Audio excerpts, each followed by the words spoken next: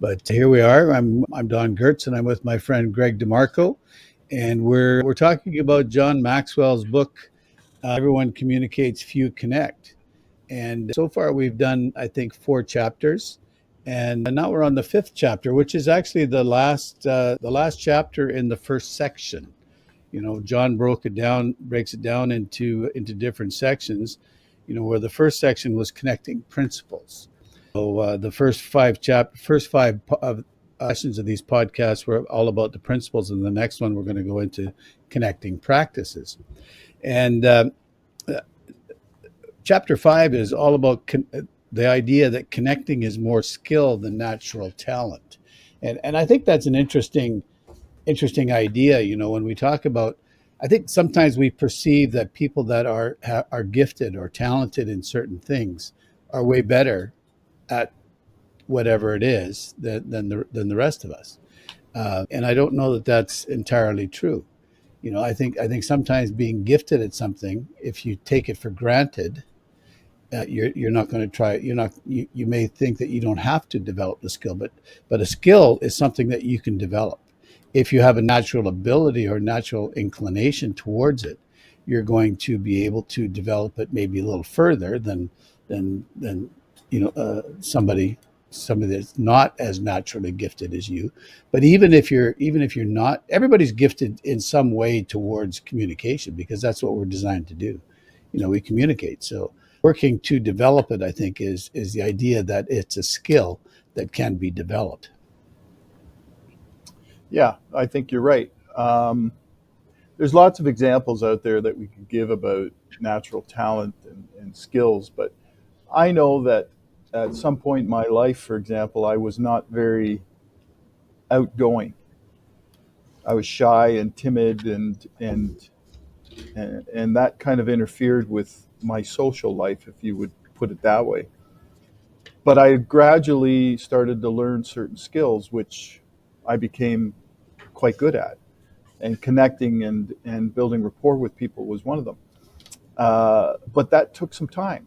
But it's a skill that I developed. I was not natural at that.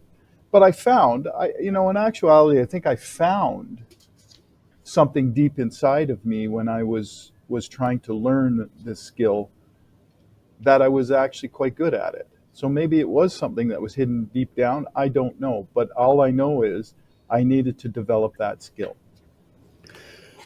Well, the best communicators are the ones that know how to connect, or that do learn how to connect with others. And what you're saying is you worked at becoming a better connector, and so that you could develop better rapport with people. And John talks about the idea that it's all about the relationships, and who you know as well. So Yeah. connecting and communication are about building relationships, and developing relationships is like building a skill. No, and that's right. I think that we all find things in our lives that we want to steer away from because it's too scary to want to try and do. But I found that in my life, when you sort of confronted those things and started doing them, they never really were as hard as you thought they were going to be. So connecting is an extremely important part of trying to understand other people and make a strong emotional connection with them. It's about finding, you know, what that ability is. But again, getting back to what we were talking about, like everything, hockey players, football players, baseball players, no matter who they have to practice at building this certain skill set that they need in order to do a good job, right? So, and I think there is, you can't shoot down natural talent, obviously. There is a large ability some people have that they seem to don't have to work hard to get to it. And they're naturally inclined to it in certain ways or another. But that doesn't mean that they don't have to develop the skill, right? Yeah, and when we're developing our skill, it sometimes has a lot to do with, I think, our experiences. Because when we're a good communicator, that means that we're connecting with someone. And so if we're connecting with someone, then they're grasping hold of any insights that we might be giving them into what we're trying to communicate to them. Mhm. And I think that we gain our insight by understanding, what it is that we actually know. Like you can give me insight into what it's like, for to buy a yacht, or something like that, because that's something, and there so you can relate in different experiences, that you have, so we relate based on what we know, I think, and that's one of the interesting things about it all as well. Yeah, and that's a good point because it is usually what we steer towards the things that we know because that's what we're comfortable with, and that's what builds our own confidence and self esteem. We know something, and we're very cognizant of the fact that we do understand it. We're going to stay there. It's when we venture into things that we don't know, and we get a little uncertain in ourselves, right? Which affects our ability to connect and build rapport. Yeah, I was just going to say, have you ever been listening to somebody, or had somebody communicating with you, and you realized that they didn't have a clue what they were talking about? Yeah, yeah, I do. I mean, were they able to connect with you? Did you connect with them, or did you tune them out, or what happens? Well, I kind of just smile, and if it keeps going, then I just kind of tune out, and either that or you choose to call them out, which isn't a good way to connect with people, by the way. Yeah, no, no, people don't like it so much when you call them out, but I think it's also it depends on the level of success that you've had. I mean, you could be talking about something that or that you have insight in, but you gain credibility as well when you've had success at what you've done. Yeah, no, that's right. I mean, results. Actions create results, and results are really what we kind of look at the end of the day, don't we? Yeah. So I mean, if we're communicating, if we're trying to communicate and we're developing our skill, then we're say I wanted to be um, um, that would be kind of far fetched to do that. But wha- so I want to do a talk about something. I have to have insight into what I'm talking about. Like, okay, for example, I like to talk about personality styles. I like to talk about DISC and personality styles, and how the different personality styles can impact, our sales careers and all that kind of stuff. So I can talk about that. I can talk about different personalities, but I have to have insight. The insight I've gained is from the trainings that I've taken, and also from the amount of time, the readings that I've done on it. But then I also have to have success. I have to be able to say, okay, here, this is where I've had success in understanding, how this works. And then you also have to have the ability to communicate it, right? So, being creative, different, I think, in the way that we present things is helps us in understanding what to do. Yeah, and I think that's a good point that you make. But it comes down to it's an intent. John Maxwell always talks about intentionality and all that. It comes down to a mind shift, I think, that we have in ourselves, that people need to move away from the belief that connecting is something you either have or you don't. And I think they got to recognize that we have developing communication skills that require time. It's like anything, it's like practice. And it's just that's what we have to do in order to develop those skills. We need to know what specifically those things are in order to develop those skills. So what is it? Is it, asking questions? Is it listening? Is it, what are those things? Yeah, there's there's different types of communication as well, right? So, like, you can talk about communication, say, in the context of John Maxwell, where he's a speaker, right? He's also an author, but so as a speaker, he's very engaging in the way that he speaks. But I remember I've watched some of his older videos, and and then kind of compared them to his newer videos. And even somebody like John Maxwell, who's very, very well known, he's way better now than he was 20, 30, 40 years ago. But he was good then, but he's way better now, just listening to the difference in the way that he communicates. And I think that we need to understand that that's part of our skill building, is just by doing it. Well, he even talks about when he first started in the ministries, he was not a good communicator at all. He even admits that, and that he had to work on it. He had friends that he would talk with in order to find out what they did in order to be more effective at communicating. So, I mean, he started out in the same way as everybody else does. It's Yeah. just that he really worked at it. I mean, he goes overboard. No, I wouldn't even say overboard. He just goes to the nth degree in order to get where he needs to be in order to connect with people, right? I mean, Yeah. he's a phenomenal communicator without a doubt. I think that one of the things that he exhibits is authenticity. Yeah. He's very authentic in the way that he comes across, and I think that's a key to that we need to be aware of. When we're trying to communicate, is how authentic are we being, in our communication with others. Well, I think that's a really good point. But the practical steps that he takes is, one, he understands the person. He tries to understand who the person is across the table from. So it begins with knowing who the people are that you are communicating to, and it's obviously focusing on those people. And it requires us to have an understanding of who they are, and the only way you can do that is by asking intelligent questions, and not only that, but listening to the answers that they give. And it's preparation. It's practicing and preparation for talking with people. And I can't stress that enough, because when I got into negotiations or discussions with people that I had to have a conversation with, whether it was in sales, which is what we're kind of focusing on, or even just negotiation for something I needed for a business, I would do my utmost to understand what they wanted.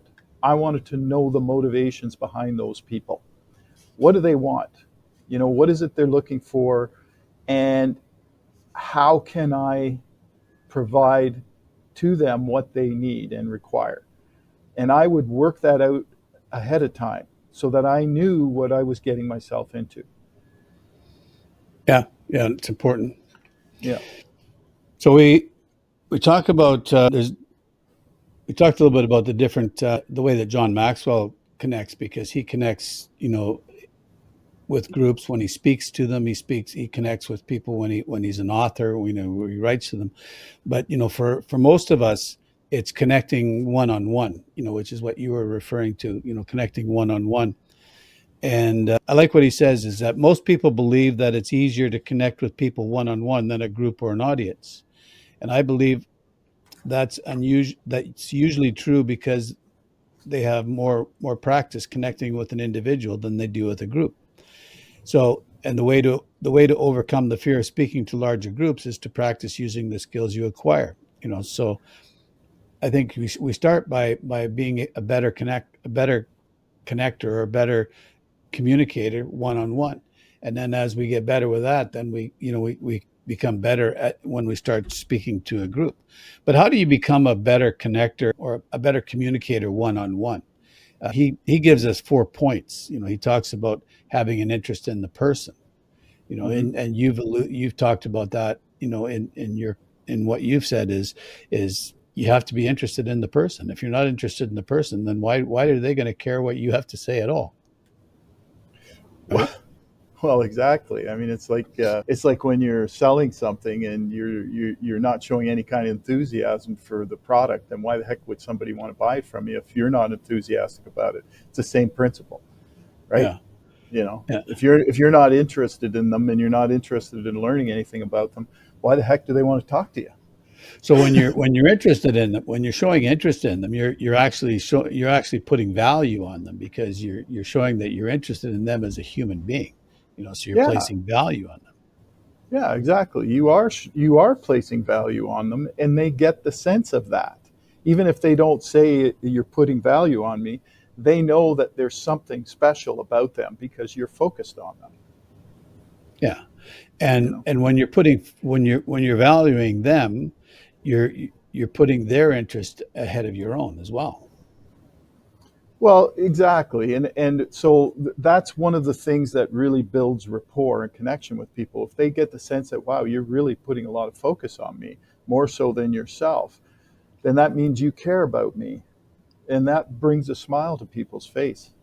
It brings a smile to their faces, and that brings a level of trust, which is what you need to bring to that table. You can trust me. Yeah, yeah, we've talked about that before. People will do business with those they know, like, and trust, right? Yeah. And trust is the big one. And I know that it's important after the fact, or after you've had your conversation. You mentioned, I think it was, I don't know if it was on our last session or one of our previous sessions. You talked about how you tell people that you appreciate them, that you're grateful to them, and Yeah. I think that's an important thing, is to express gratitude, to that person, for them being who they are, and for taking the time to actually talk to you. Yeah, I do. I make a concerted effort every time when I'm finished. Even if they don't, like if in the sales process, even if they don't buy from me, I tell them I'm very grateful for them coming in to speak with me and I appreciate their time. And they look at you like, wow, because nobody ever says that. There are Yeah. very few people say that, but especially at the end of a sale, I shake their hand and I say, I'm your guy. I'm not going to abandon you. If there's any issues, you need to contact me. But I just want you to know that I'm very grateful for the business you've given us. Yeah. So developing the skill of being a better communicator, what would be your main things that you would think are important? Well, I learned a while back that storytelling is a good way to get people to understand where you're coming from. It's not where you're coming from. It's more how you understand their story. So when you're asking your questions and you're getting that information from them and you're learning about them, I'll tell stories. Listen, I'm 60 years old, so I've got a few stories in my life. So I try and relate something back to what they were telling me that shows them I get it. That's exactly what happened to me. So I do understand. So that's very important. But yeah, and to be able to get there, I think I think one of the big skills that we can practice and work on is our listening skills. If Yeah. we're not actively listening to who they are, we're not gonna be able to recall the right story, that's going to apply to their circumstances that they're going through, right? So Well, that's just it. active. And you have to show empathy, right? You have to show that that's how you listen, right? You ask a question and you shut the hell up and you listen to what they're telling you. Otherwise, if you're asking them a question and you're cutting them off, you're on a script, baby. And they don't give a shit because you're just asking questions to get through to the next line where you say, would you like to buy from me today? Yeah. It's No, not no, it's not no, about you don't that, give it. Yeah. you know. That's that brings us back to our vacuum cleaner selling days, right?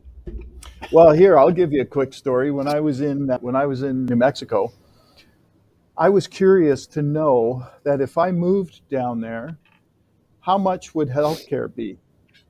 So I put my name into this thing for healthcare. I thought I could just look at it online, but no, I had to put my name in. So I put my name and my number in. So within 10 minutes, I started getting these calls. So the first call I got, I said, "Yeah, I'm this, I'm that." I guess I didn't give them the right response. They just hung up on me. I thought that was odd. So then I get another call, 10 minutes later. And it's the same question they asked me. So they're all on this script. And I gave him an answer, no, I'm not buying today. So he didn't hang up on me. But the next question was, okay, well, what are you, individual or family? And I said, two of us, but, I'm Canadian and I'm going to come down here at some point here. Click. They just kept hanging up on me. So I thought, that really angered me. Like I couldn't believe it. And I started continue to get those calls for a whole week. So I thought, the buggers. They phone me and they say, have you gotten coverage yet? I said, yes, I got coverage. So then they go into this line about, oh, well, it's important to compare. So I just kept hanging up on them. Every call, I'd say, yes, I have coverage. I wait till they start talking and I'd hang up on them. So that's the worst. I don't care who you are out there listening to this podcast. If you're doing that kind of thing, this is not the podcast for you. Just don't come back. Because that's not what you do. If you want to learn the right way to do it, please subscribe to Don and I, and we will show you how to do that. Don't do that, though. It was They unbelievable. were only interested. They were only interested in making the sale. It was just totally unbelievable. I couldn't believe how they did it. Now, I'm not getting calls now. It's been a whole week, and I've basically hung up on a dozen of them. But that is just the worst. It just shows you what is possible and what isn't possible. And I think that is a great example of how not to connect with people. They are just churning and burning to try and get as many people to sign up as possible. Churning and burning. That's a turn. You know, what's your Yeah, churn rate? We used yeah. to. That was. I guess you could have a churn rate for just about anything, but Well, they're yeah, obviously, they were told that if you make, let's say, 200 calls a day, you'll hit a certain percentage of sales. yeah, But yeah, yeah. they don't focus on what you say in those. I'd rather do 40 calls a day and get 20 of them rather than 200 and get whatever the percentage is. But that's just a prime example of what to not to do. And I think storytelling, empathy, and listening. And obviously, you're into these are more one-on-one situations. If you're speaking to an audience and a group, you still have to know the main theme of that audience and what they're there for. Like, why are they there listening to you, and what is it that you're going to communicate? Yeah, I was thinking when you were telling your story there, I was reminded of a movie called the Best Exotic Marigold Hotel. If you haven't seen that, it's a wonderful movie. It's a great movie that we enjoyed. We watched it multiple times, but basically the story is about bunch of people from not a bunch, maybe five or six people from the UK and their life. They may be a little older than you and I, Greg. Maybe they're closer to my age than your age because I know we're in the same decade now, but I'm at the end of the decade and you're at the beginning. But they talk about they're elderly. They're older people, but they through their different life circumstances they don't have the resources to live comfortably in the UK. And so this guy was advertising the best exotic marigold hotel in India. Where he was offering people this opportunity to live in this exotic hotel and in their senior years and enjoy life, right? And one of the ladies is she goes there and she's lost her husband, and she tries to help this call center, and where they call, that's what they do is they were churn and burn kind of thing. They were kind of a helpline for, I don't forget what it was, but she shows them. She says no. She says when you're trying to communicate with people, don't ask them this, ask them in a certain way, show them that you care, because they were talking to senior people, and there's some things that they that make a difference. But anyway, it's a good movie. You should, if you haven't seen it, you should go look Yeah, at it. I've heard of it, but I haven't seen it. I'll have to Yeah, check it out. the Best Exotic Marigold Hotel. It's a good movie. It's a fun movie. It's a kind of a I don't know if I'd call it I don't know if I'd call it a drama, but it's not a it's a story. It's a story about life, you know, and so it's good. It's got some great actors and actresses in it. So, you know, just Well, I'll well check it done. out. I'll Yeah. check it out. Anyway, those are some insights from that we had on building, you know, using or treating communication as a skill and a skill that can be developed. And I think, as Greg said, you know, there's different ways that we can do that, but one of the best ways of doing it is by listening to people. I think in our communication, and then we know what to communicate. Do you have any final thoughts, Greg? You know, on what Well, to do? I just think that we just need to continue to have a growth mindset when it comes to anything, and we have to continually learn and sort of reflect on our skills. You know, it doesn't. It's not like you get to a point someday and say, "Well, I've learned everything I need to learn about it," because that's just not the way it happens, right? And there's things that I learned I've from. arrived. Yeah, I've arrived, and there's things I learned from 30-year-olds and things I learned from 70-year-olds. It's I'm not too to listen to somebody who's a lot younger than I am doing their shtick, and so I can sort of hear and maybe there's a couple of things I can learn from that. And the same with somebody who's been doing it for 50 years. So we just need to continually grow and fine tune the things that get us to the things we need to get. It's good. Well, thanks for your insights, and we look forward to our next chapter when we go into the practices of communicating, where it Yeah, might be a little more on the practical side of it, but how the how tos and stuff like that. So until perfect. then, we'll see it. We'll see you then. Thanks, Don. Talk to you soon.